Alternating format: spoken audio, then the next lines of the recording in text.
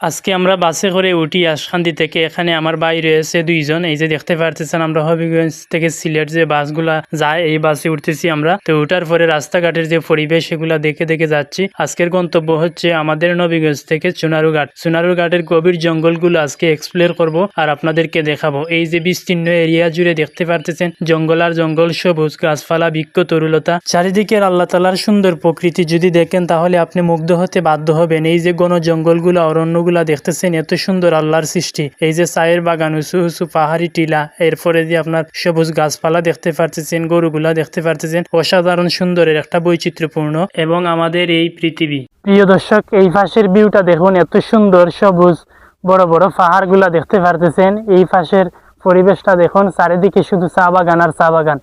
শুধু নির্জন একটা রাস্তা দিয়ে আমি একা একা হেঁটে যাচ্ছি।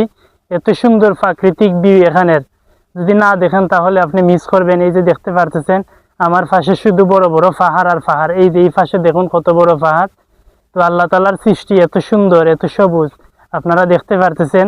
আজকে শুধু পাহাড় আর পাহাড় দেখাইতেছে। এই যে এই পাশে দেখতেছেন গরু মাঠে ঘাস খাইতেছে, আর এদিক দিয়ে দেখতে পারতেছেন বিস্তীর্ণ এলাকা জুড়ে শুধু বড় বড় পাহাড়।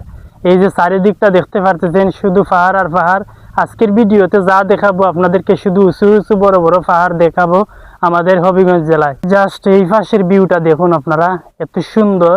এই পাশের ভিউটা দেখতে পারতেছেন, চারিদিকে শুধু সবুজ আর সবুজ, বিস্তীর্ণ এলাকা জুড়ে শুধু সবুজ দেখতে পারতেছেন। এত সুন্দর এই প্রাকৃতিক দৃশ্যগুলা।